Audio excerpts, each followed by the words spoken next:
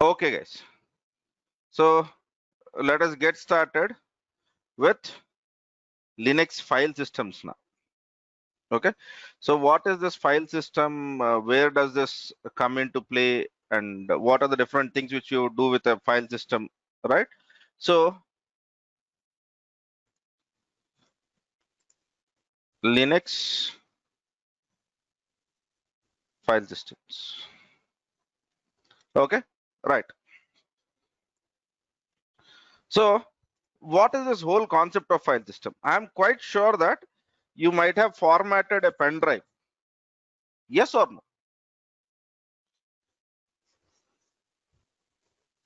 So you might have right click on the pen drive and then you might have set that format.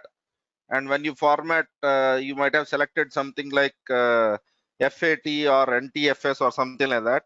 And then you basically do the format. Yes. So what is that whole formatting stuff and what are those details which we need to get into? Because, right, the basic reason why we have a file system is organizing a data on storage devices, right? So file systems provides a means of organizing data on storage devices, right? Yeah. So basically they deal with the internal complexities of your storage, because your storage disk is a hardware device, right? There used to be magnetic disks, there are SSD disks, now there will be optical disks, right? So all that complexity of that hardware will be dealt by this file systems, dealt by this file systems, right? So now whenever we want to get into file systems, we need to basically come up with some of the basic aspects of file systems, right? The first basic aspect, right? I'll call it as basic concepts in file systems. And the first concept which we are supposed to speak is something called as inodes. Something called as inodes. So what is this inode and where does this come into play? Okay, right. So let me, if I basically draw a top down approach. Okay, so let me try to create file.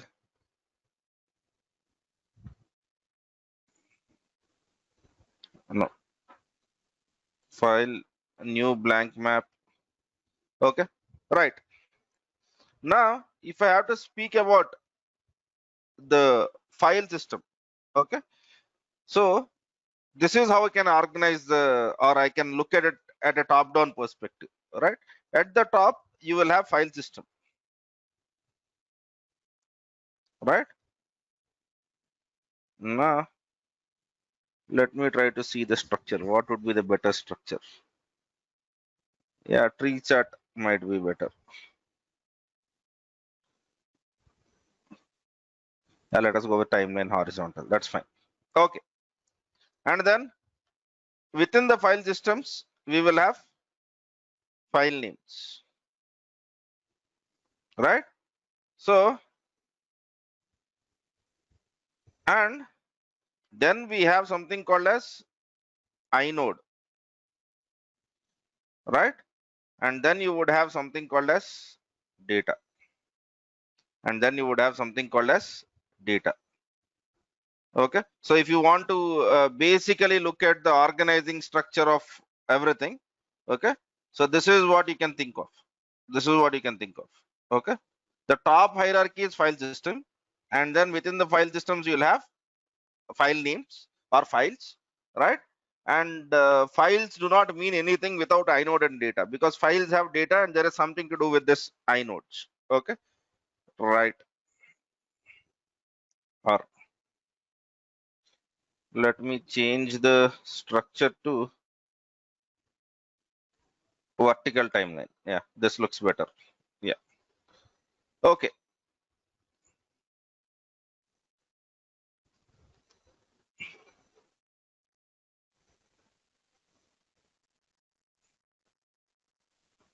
Right, let me preserve this image.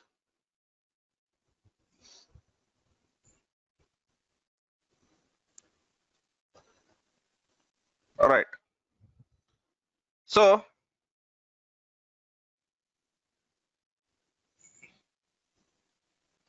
review dot slash images slash linux 8.png. Yeah, good. So what is this whole inode about? What does inode basically speak of? Okay, right. So inode is a data structure.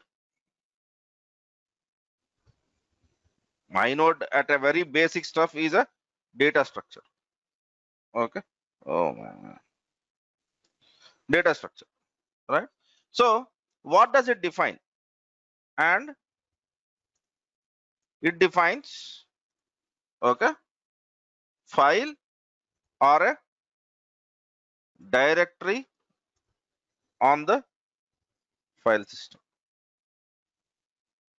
So what does the inode basically define? Inode defines, right, the file system, right? On the file system, it will define a file or a directory on the file system. Okay. So where is inode stored, right? So, or what does inode points to? Okay. So, right, inodes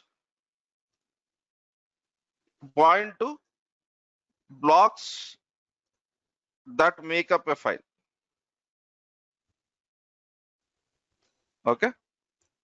So generally, if you look at Linux system, in Linux system, the way data is organized is, right, every hard disk will have blocks of data. Every hard disk will have blocks of data. That's the reason why hard disk is generally considered as a block storage. Okay. Now, in this blocks of data, what Linux will try to do is, okay, it will have basically inodes, and inodes act as pointers. Inodes act as pointers. Basically, they try to tell the information about directories. They try to tell the information about files. They try to tell about the information about the files, right? So let us see what is the information which it would try to tell. Okay. So the control information,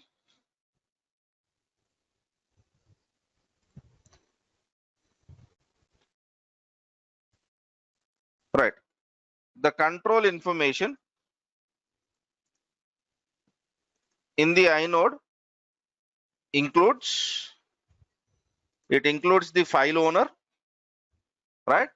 It includes time of last access, when your file was accessed, right? And I think it, yeah, creation time, okay, group ID, etc. Okay. So if you see in the inode, is there any file name? Okay. File names are stored in directory inodes. That's how it is basically being looked into. So now if you look at inode, inode looks something like this. Okay. So this is inode, and every inode will have some number. Okay. So let me draw some inodes. Okay. There is no need for me to draw many, but yeah.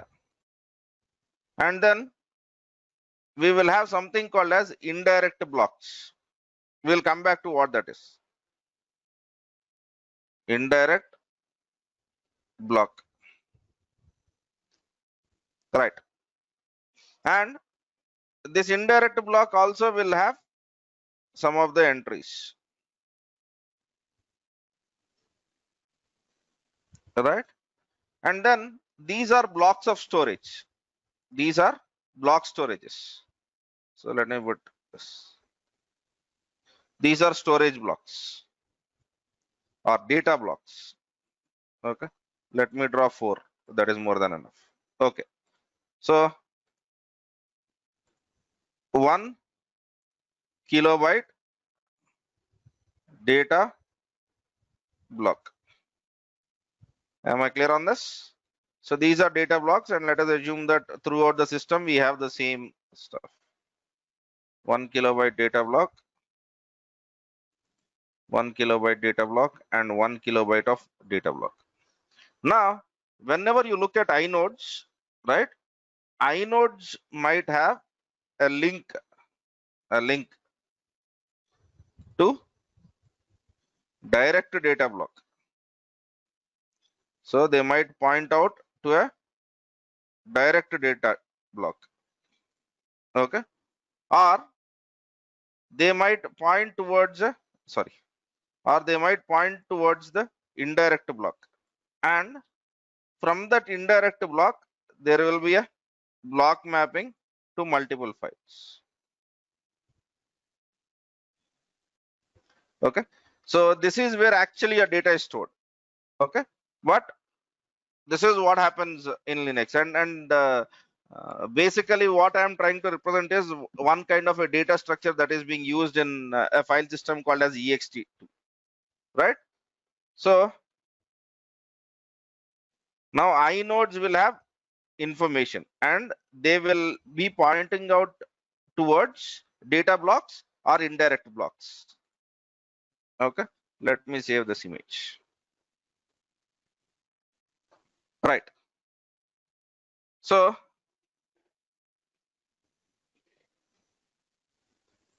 yeah, right. So each directory gets an inode, and inode, okay, points to the data blocks containing okay, information. Okay, so file names and other inodes, and file names and other inodes. Okay, so in Linux, generally whenever you look into any file system, they would try to tell that how many inodes they connect and what is the size of the file which you maximum can have, and all of that stuff. Okay, so what is the inode now? Inode is a data structure which points out towards, okay, blocks of storage, okay. So but remember, file names are not stored in file inodes, they are stored in directory inodes. Okay, right. So now what is a block then? The next thing which we need to understand is blocks. Okay, so data on this is one file system, but don't worry about it. Many file systems follow this. Is organized into blocks. Okay, a block is nothing but a sequence of storage. Block is sequence of bytes or bits, whatever you call it. Okay, so each block is smallest addressable unit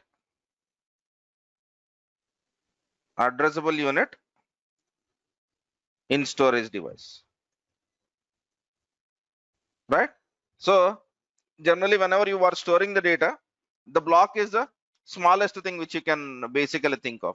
So for example, let us assume a block is of size 1 KB, and you have 1 MB of file. So then it will take 1024 blocks to basically have that data. Okay, right? Now what happens after that is these blocks, okay, will not be basically directly linking to it. Okay, so each block, okay, blocks are in turn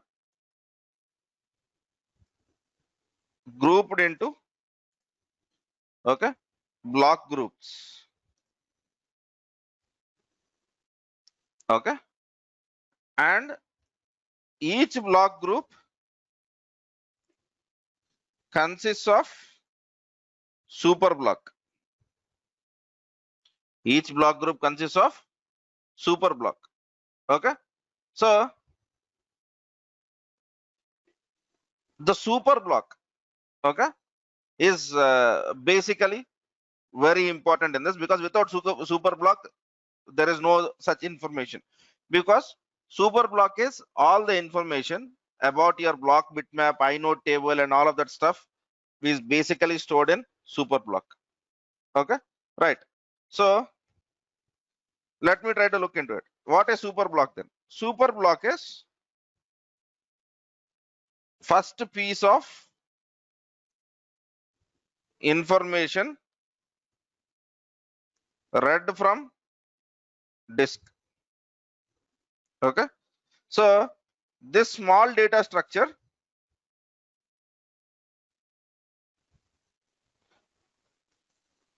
right, it reveals lot of information. It reveals information such as, okay, so available space, okay, location of inode, okay, right. So and it also speaks about your disk's geometry, what is present in the system and all of the stuff. So without the super block, your file system is completely useless, completely useless, okay, right, fine. Now how does the super block basically used into, right? So this was used in ext file system. So let me go to my tool, which is xmind again, okay. So ext2, oh, sorry, I'm using ext2 so that you will understand that this is a specific file data structure, right? So here we will have block group 1 and block group 2, okay. So each block group will have blocks, okay. So and we all know that blocks point out to data,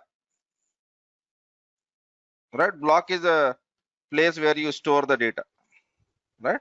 So this is where your data is stored, all right. I'm just writing data, all right, fine. Now each block also will have, okay, uh, super block. Each block group will have a super block.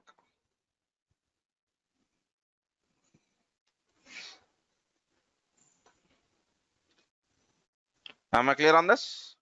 Now whenever you look at your files, right, so let me insert a floating topic. Let me write it as large file 1. So you might have multiple files, but I'm just trying to draw some kind of relationship. Insert relationship, right? So large file might be collection of different data blocks, right? Am I clear on this? Okay, this is how internally the data structure is organized, okay. But now there is a different approach, but still we need to understand. So do we understand super blocks and block groups now?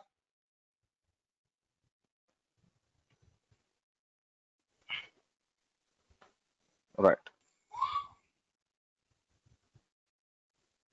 right, good. But recently what Linux has started doing is they have started using something called as journals. Okay, they have started something called as journals or journal based file systems, right? So journal is a kind of a log that gets stored, and that log will have all the information that is very critical to your system, and you can take the whole backup of that stuff using that journals, right? A journal based file system. So let me speak about file systems in Linux. File systems in Linux. Okay, so the most popular file systems which we generally see is ext based file systems, right? So the file systems or the popular file systems in Linux are, in Windows we have NTFS, that's it. But in Windows we have ext2, in Linux we have ext2, ext3 and ext4. Right now there are many of the stuff which they use ext4, right? And then there is something called as extended file system. Okay, so which is XFS, and then there is something called as butter file system. Okay, so these are popular, and ext2 and ext3 also are, I don't want to speak about them because they are old. They are old. Okay, right? So now what is the basic difference? The data structure in these file systems are basically different, and all of these are compatible with Linux. All of these are compatible with Linux. I-node and inode both are same, Leonard. At some places I might have used I-node. That is because of spell check which I'm getting. Both are same. Okay. All right.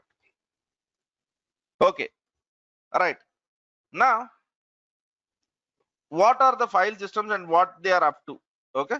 So, ext4 file system. Okay.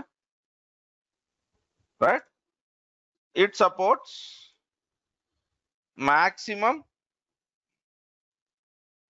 file system sizes of 1 exabyte.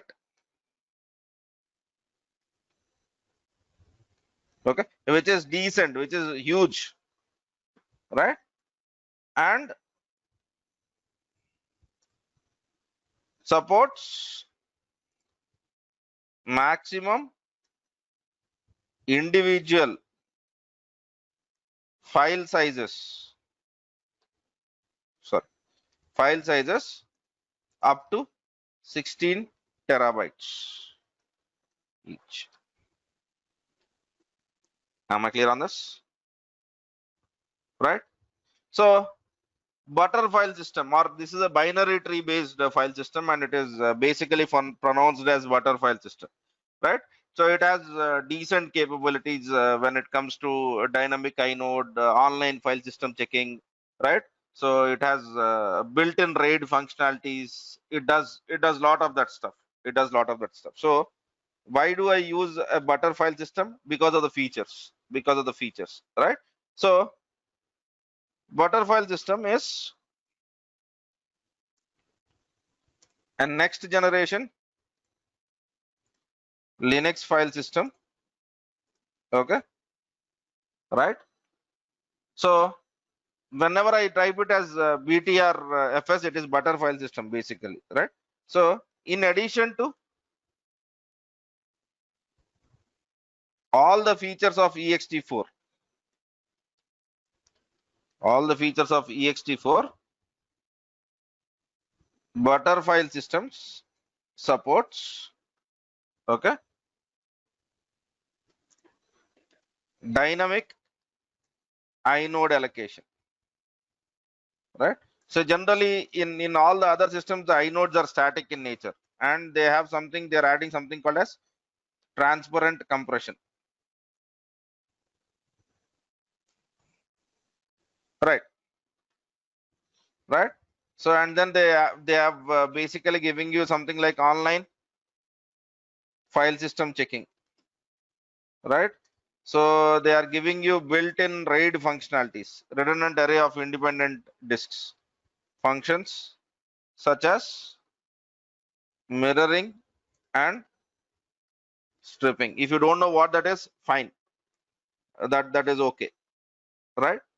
Okay, right. There are some other features, but they are still not. They remain to be promises, but these are the major ones. And then XFS, right? So XFS is a journal based, okay, 64-bit file system. Okay, so this is adopted by Red Hat Enterprise Linux and CentOS, and it is also called as Big Iron file system. Okay, because of its features. So what it does is it supports file systems as large as 8 exabytes. Okay, or it is not exabytes, XB bytes, EIB. Okay, right. So if you want to understand what this XB is, okay, this is equivalent to 8 million terabytes. Okay, right. And maximum file size is here is 16 terabytes, right?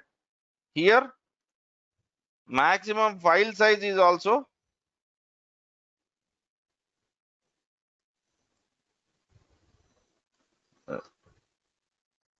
right.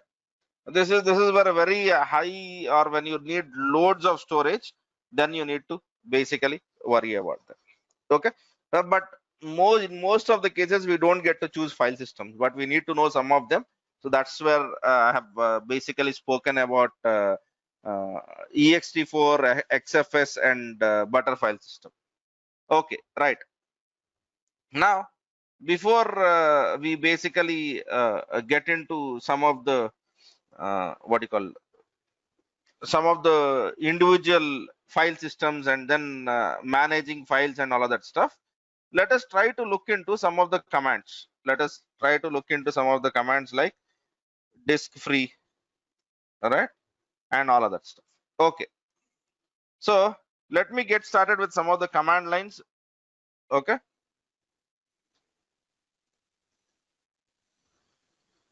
ah, or commands useful for storage. Okay, the first thing which I would want to speak is disk utilization. So if you want to measure disk utilization, you can use this command, and this command is basically du, disk utilization. Okay, right. So the du command allows you, okay, to determine disk utilization, okay, on a directory by directory basis. Okay, so as I said, I don't want you to remember commands. What is that I would look up to? I would assume that, okay, you guys basically go into the Google and then Linux command du examples. Just do this, you will get hell lot of stuff. Okay, and generally you don't need anything beyond this. Am I clear on this? Yeah, this anyone can do, right? Okay, right. So let me speak about this du, but for that I need to have some machine up and running. So let me get into my EC2 dashboard and let me switch on one machine. Ah,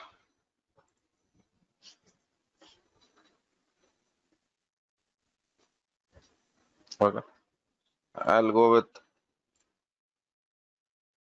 Ubuntu machine.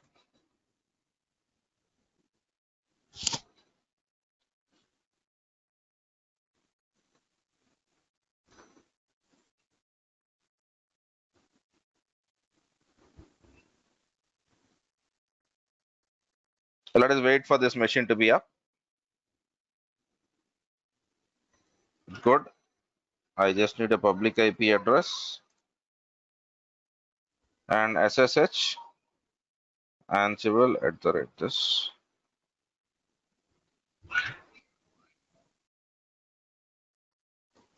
Right. Now let me execute my first command, which is I'll be executing with sudo du -sh and dot. Okay. So this is basically the total disk space that is used by all the files and directories in your current working directory. Okay. Let me go into root cd/ and let me execute the same thing.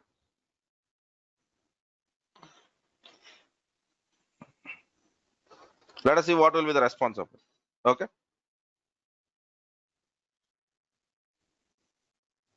2.5 gigs is what it is trying to tell. Okay. So if you go into this machine, he would try to tell you the same thing. Okay. So how do you get human readable output and all of that stuff? Okay. Right. So I'll give a link of this rather than a specific page. Why I should be lenient. Okay. For du examples, refer here. Choose anything which you like. Okay. But I will be executing some of the commands. Right. The first command is the total amount of to display total amount of space used by all the files and directories in present working directory, right, is du-sh. These are the commands which you would very oftenly use, right? Okay, is my voice breaking, guys?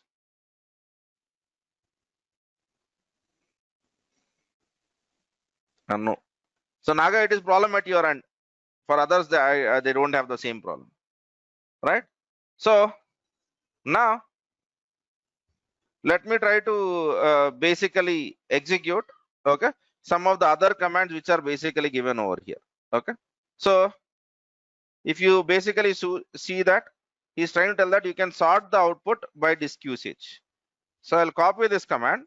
I'll get into the root folder. Okay, I'll get into the root folder and I'll add sudo to it, and then okay, some folders which are not accessible, don't worry about them. Sorry, Singh. So these are the folders which basically occupy a lot of space in your machine. Okay, I'm quite sure you will be able to do those examples, right? Or do you want me to show everything?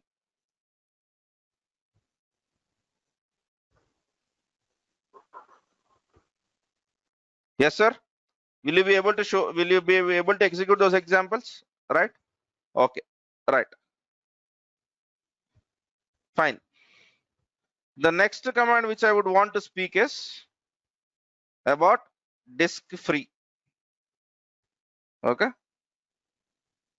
Right. So the df program displays the amount of free space available on the mounted file system. Am I clear on this?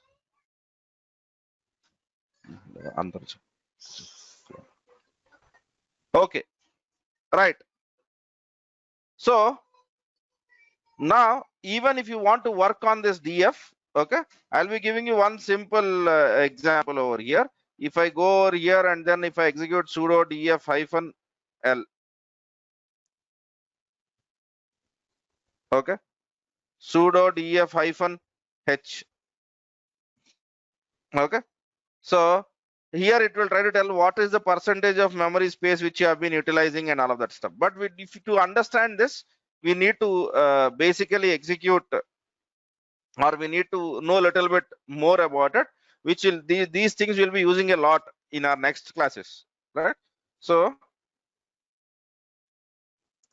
right, to show free space for all locally mounted drives, use this command, okay, sudo df hyphen l, okay. And to show the free space in human readable format, okay. So then execute sudo df hyphen h. Am I clear on this, sir? Right, fine. Now, okay, so there are some other commands which basically speak about inodes, right? So if I have to see the information about inodes, what is that I need to do, right? So let me execute a command, okay, sudo df hyphen hi. Are you getting some inodes information?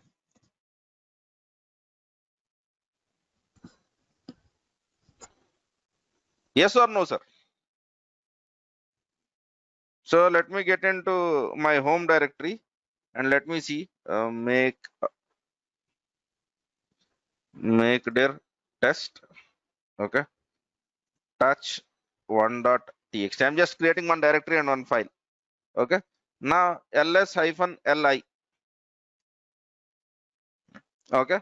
So basically if I want to list, my stuff, okay, let me just use hyphen I. So what is the 28512 which you are trying to see? That is the inode number, okay, right? So we will not have much of work with inode, or we will not be dealing into that low level and all of that stuff, okay. But the whole point is for every file or directory you can find out what are the inodes, okay, right? So this, do you want me to write it?